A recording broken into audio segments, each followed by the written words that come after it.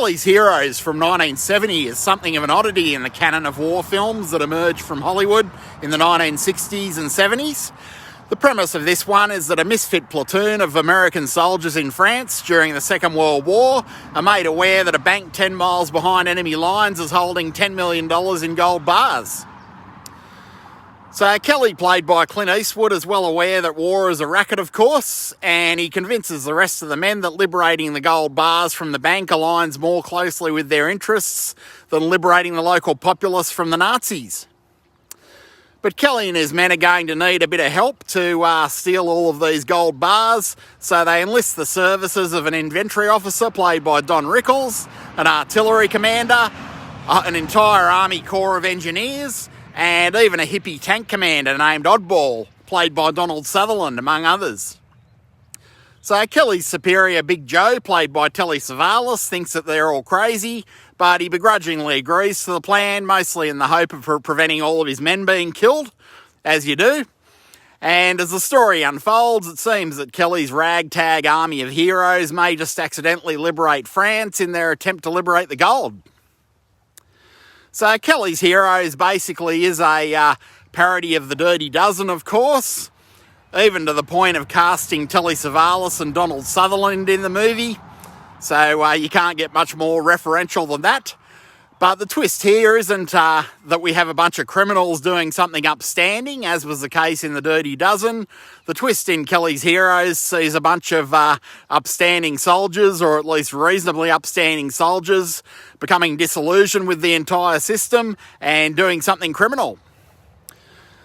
So this movie has a cast that could only be achieved at a time when Hollywood didn't pay such ridiculous wages to stars, and it really was possible to make a great ensemble picture for a reasonable amount of money. Telly Savalas is at his cynical, surly best as Big Joe, and arguably he does manage to out Clint Eastwood in this movie, which is a rarity.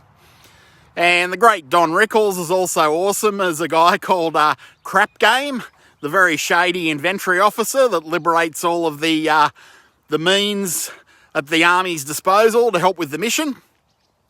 Then we have Harry Dean Stanton, Carol O'Connor, and of course the great Donald Sutherland.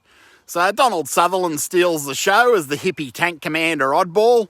Oddball constantly accuses his offsider of putting out negative vibes, and it seems like he'd be more at home in Haight-Ashbury in 1969 than France in 1944.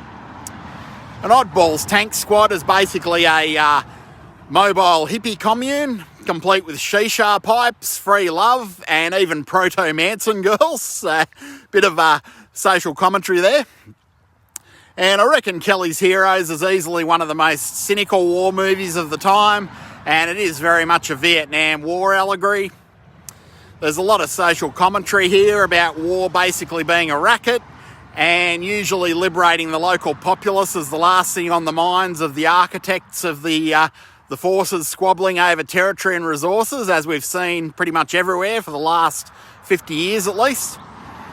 Everyone in Kelly's Heroes is on the take in some way, shape or form. Even the captain seems more concerned with how to ship a yacht that he's just liberated back home than liberating the nearby town of Nancy. And it probably fairly accurately reflects the cynicism and futility of those serving in Vietnam at the time. And it doesn't really even stress the crime doesn't pay message, which is interesting. And it's highly unusual for the time, and still is, as a matter of fact. Because at the end of the day, Kelly, Big Joe and the others are really only stealing from murderers with blood on their hands. And everyone in authority in this movie is on the take in one way or another. So our heroes may be petty thieves, but by no means are they the ringleaders of the massive looting operation that seems to be the main purpose of war, or at least the very natural byproduct of modern warfare, at least from where I stand, or any person with common sense. I reckon a good double bill with this one might be Three Kings from 1999, if only to experience a bit of a feeling of deja vu, that the more things change, the more they stay the same, unfortunately, when it comes to war. And being set in France, this movie might be best enjoyed with a French cheese platter, a bit of brie and camembert, and a nice glass of Burgundy or Bordeaux.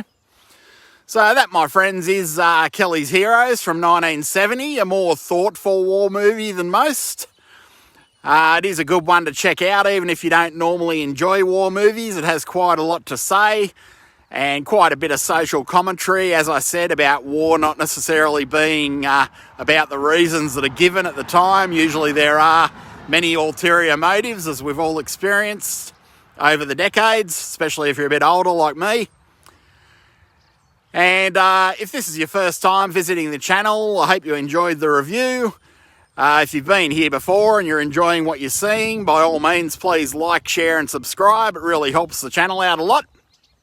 I'm off to enjoy the rest of this lovely day, and I hope you do as well.